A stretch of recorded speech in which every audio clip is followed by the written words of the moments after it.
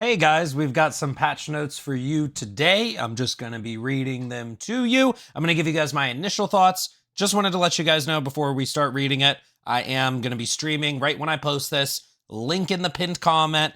We're going to be testing all this stuff as well as looking for hidden changes because we always know some stuff doesn't get listed. So with that being said, let's just go ahead and start reading. We've got some balancing to a lot of the weapons as well as some of the enemies, and then some crash fixes. There are some miscellaneous changes that were interesting. We're going to read the whole thing. So once we get to some of that miscellaneous stuff, you know, it is what it is. But there is actually some cool stuff in the miscellaneous stuff.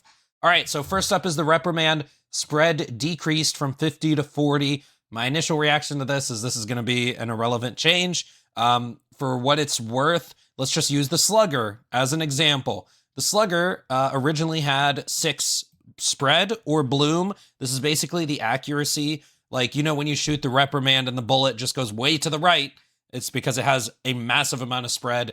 And let's use the slugger as an example. It got its spread decreased to what it was on launch, which was 6. Well, it's at 20. Well, what the reprimand's getting buffed to is 40, which is double the spread of what the current slugger has. So this is still a massive amount of spread, more than all the pistols, etc. and so on. I'll still go test it out and try it, see what I think about it. But let's just talk about the slugger. So the slugger is getting brought back to launch. I don't think it had 280 damage on launch, but it was buffed to 280 at one point. Maybe it had 280 at launch. I don't remember, but it's basically what it was back to on launch, except it still can't break fences. But hey, it is what it is. If you want to use the slugger, it's as accurate as it was on launch. All right, next, this one I'm actually excited about, the Liberator Concussive.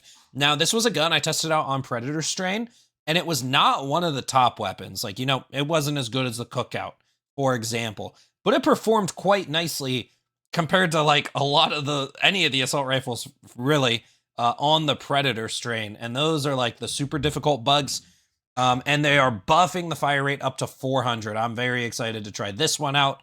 Next, we've got the Diligence magazine capacity +5, up to 25 in the mag. Now, for what it's worth, I think this is quite an underrated weapon on the bot front. I actually like bringing this with the railgun or the AMR or the autocannon on bots. It is actually quite nice. +5 mags in the mag is cool. I'll even test this on bugs, although, you know, it can actually kill alpha commanders in... Shoot, I want to say like 3 shots. It actually kills alpha commanders kind of quick. So, hey, I'll try it on both fronts. Next, we have just a flat-out damage buff to all the SMGs and all the ARs. All the SMGs got buffed by 5 damage. So, like the Knight and the Stall, 65 to 70. The Defender, 75 to 80. And then the Pummeler says 75 to 80, but this is a typo. The Pummeler currently has 65 damage. It's going to be going to 70. So when you load into the game and you see 70 damage on the Pummeler, don't be surprised. Now, the Pummeler also now requires less shots to apply stun on applicable targets. Stun value increased from 1.0 to 1.25. So I have tested the Pummeler every single patch against every single enemy because this is my favorite gun, and it often gets random changes that are kind of hidden. In my opinion, the main issue with the Pummeler is the stun time. It's only 1.5 seconds. I think it used to be, I'm pretty sure it used to be longer. I think it needs to be 3 seconds because when I use the Pummeler, I usually stun an enemy and then I swap weapons to like my support weapon or something to actually kill them faster. So personally, there's a chance that got changed and it's not listed. I don't know. So this one needs some testing, whether I'll like it or not. But whether you like it or not, it did get buffed. Next, we have all the assault rifles. They all got buffed by 10 damage. The 70 to 80, in my opinion, is mostly irrelevant. I've done a lot of breakpoint math in the past, and I'm pretty sure this really doesn't change much for these.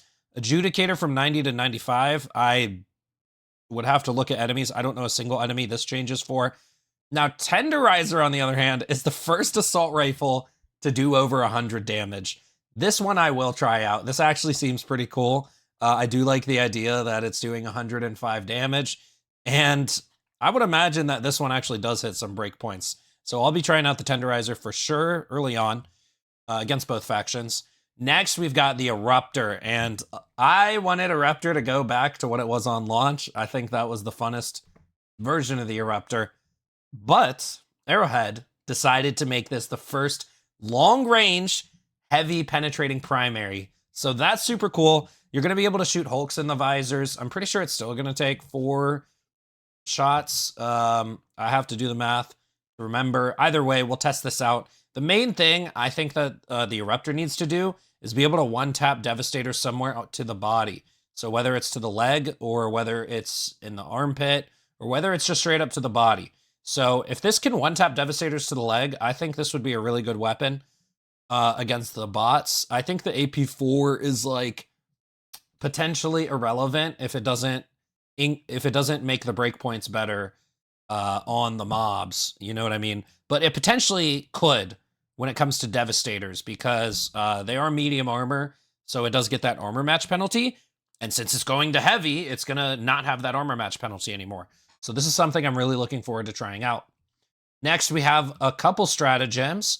The rocket pods and the exosuits all gain +1 charge. So like on rocket pods, I know it says 2 to 3, but I'm pretty sure we have a ship upgrade, which gives us another one, right? So this will be 4 with your ship upgrades. And then the exosuit's getting +1. Now, personally, I feel the exosuits still need more leg health. Let's be real. But the Emancipator is actually something I would bring on solo runs to be able to cheese out the Mega Nest. But it would kind of be useless after the second call-in. So now that I get 3 call-ins on this, like, Emancipator seems like a really good pick for solo runs. And yeah, the Patriot getting 2 to 3 is cool as well. This is definitely a step in the right direction. I'm very happy about this change. I'm not going to lie. This is actually really good and really cool.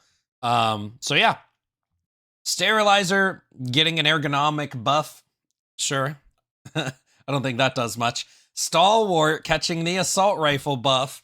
Damage increase from 70 to 80. That is freaking cool. So now I think 70 to 80 is irrelevant on the normal assault rifles, but the Stalwart has a really fat magazine. It's just a DPS machine, right? So this may be relevant. I don't know. We'll have to see. I've been playing the Stalwart massively the last like 2-3 months. So you guys know I'm going to test this one out and tell you guys what I think. Next, we have a really great change to the HMG. Improved armor pen across a wider range of angles before transitioning to glancing shots. I did ask the devs. They basically reverted the bad angle pen nerf that I've been talking about on stream and in videos that you guys may or may not know about. Basically, they reverted a previous nerf that this gun got. So this is a really great change. This was the one thing I wanted them to revert about the HMG. So I'm very happy about this. I'm going to definitely be testing this gun out. But I will say justice for my boy, the HMG. Give him 1 more spare mag. Honestly, 2 more, but I'll take 1. Okay, and then this would be a really, really good weapon. All right, so enemies. A recent software autopsy has revealed an update to the automaton's situational awareness protocol. They are now less distracted by each other, increasing their reaction speed in large groups. I have no idea what that means, okay? What I will say is that sometimes in big bot call-ins, like sometimes some of the enemies will like bug out, which is a little bit weird. So maybe that'll stop. I don't know. I didn't know they got distracted by each other if there's a bunch of them. So that's just something I have no reaction to. And then it says, we've increased the number of AI calculations the game can perform. This primarily impacts scenarios with a high number of spawned enemies, improving their response times in those situations. However, this comes with a slight trade-off of in-game performance. I mean, honestly, that's a change that's really cool as well. We'll have to see how much of a performance hit it is, but enemy AI being smarter is something I'm very happy to see. So yeah. According to recent intel, the enemies of freedom are attempting to counter the Helldivers' anti-air capabilities. Newly produced automaton ships show clear signs of hull reinforcement, allowing the main body to absorb significantly more damage. The main body health of an automaton dropship is increased from 2,500 to 3,500. Now, notably, they didn't increase the engine health. So basically, the recoilless rifle will not be able to one-shot the main body anymore. The spear will still be able to. However, the recoilless rifle can straight up just one-tap the engine anyway. So as long, I mean, it doesn't say they changed the engine. As long as the engine was unchanged, which I believe it wasn't, just aim for the engine now. You can totally still shoot these down. And this is actually how it used to be before the 60-day plan. So I don't know. Like basically nothing happened. Just aim for the engine with the recoilless or the anti-tank emplacement now. That's all you need to know. Now, on the other hand, though, Illuminate warp ships have been observed deploying their shields mid-flight. Illuminate dropships utilize the same shield as the ones that have landed. That's a crazy change. Now, when I read this, I thought of an idea that on the rocket defense for squids, one person sits on the anti-tank emplacement, one person sits on the HMG emplacement, or one person has like a stalwart or a machine gun, and one person shoots all the shields as they come in, and then the anti-tank guy starts spamming it. So there are still some combo setups you can do. With that being said, in my opinion, shooting down dropships does kind of trivialize the game. I think even if you want to be able to trivialize the game, even if you want to be able to shoot down the ships easily, you have to admit that it makes the game way easier. So I am not against either of these changes. Honestly, I think this one's irrelevant. So, you know, you just have to shoot the engine instead. But the Illuminate change with the shield is actually pretty big. So that is something that is kind of crazy. Next, we've got the Barrager tank resolved an issue introduced recently where the armor value was incorrectly set to 0. Now it has the correct value set to 5, which is anti-tank armor pen. That's above heavy pen. However, additionally, it now has weak spots in the front and the back, each with 750 HP and an armor value of 3. So this is the same heatsink as normal tanks. It's very nice that they at least did put one on the front, because Barrager tanks in particular are more annoying than regular tanks. So it's nice they put a weak spot also on the front. Listen, I play the Stalwart again, even on bots, and I liked blasting Barrager tanks with the Stalwart, okay? It was really cool that you could do that. I mean, I'm happy they put a weak point on the front. I can live with this. However, it's just something we'll have to go test out in game so I could give you guys my true thoughts. All right, now on to like gameplay, random settings changes. I did read through these. There are some cool ones. I'll try to mainly just read the cool ones.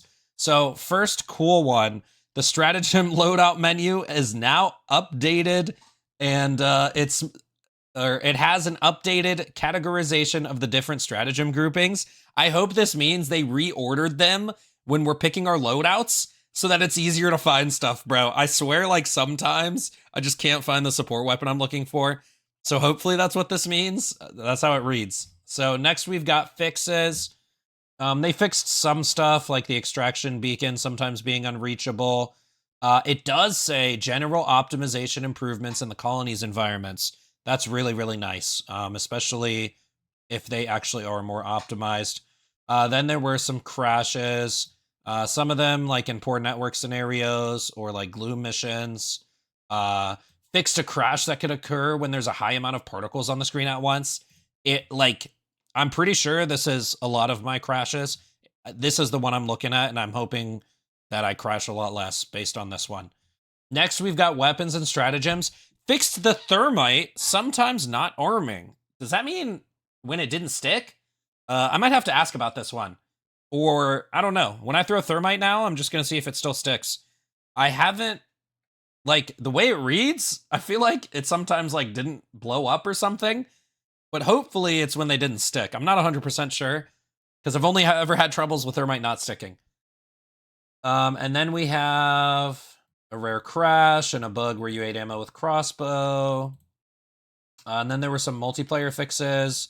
I'll read this. Fixed an issue causing players in low activity regions to see fewer lobbies on the planet than expected.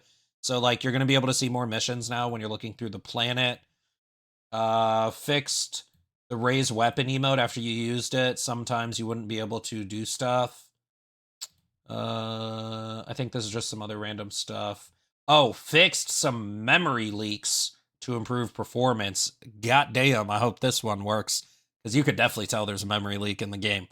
So hopefully this is impactful. And then let's see. Fix the raise weapon emote to properly fire projectiles in the direction of the weapon. Sometimes this would shoot sideways, I swear to God. And they find... Okay, I'm going to read this one. Fixed Helldivers sliding around on the ground after exiting the ragdoll state, despite it being Year of the Snake, and despite us trying to fix this previously. So apparently they fixed snake mode. And then that's it. So let's go over the known issues. So yeah, cool patch notes. Overall cool. Some of them seem irrelevant, but some of them I am excited to try out. All right, so black box mission terminals may be unusable if it spawns clipped into the ground. This is top priority. Stratagem balls bounce unpredictably off cliffs in some spots. I swear this didn't used to happen on like launch. I really want to know what messed this up. And like, this has been on the known issues forever. Balancing and functionality for the DSS. So they're still going to update the DSS one day. Pathfinding issues and evacuate colonist missions. For the civvies, players can get stuck on Pelican 1 ramp during extraction. Currently equipped capes don't display properly. Players who use This Is Democracy can unintentionally send their fellow Helldivers on unauthorized, unscheduled spacewalks. Okay, the scythe scope is messed up, and weapons with charge-up mechanics, mainly the Purifier, have unintended behavior when firing too fast. So those are the patch notes. Those are the known issues. Hit the link in the pinned comment. Come on over to my live stream. We're going to be testing all of these, and I'm also going to just test a bunch of other stuff and look for any sort of hidden changes we can find. That way, I can tell you guys about them or report them to Arrowhead. So, see you guys there. I'm out.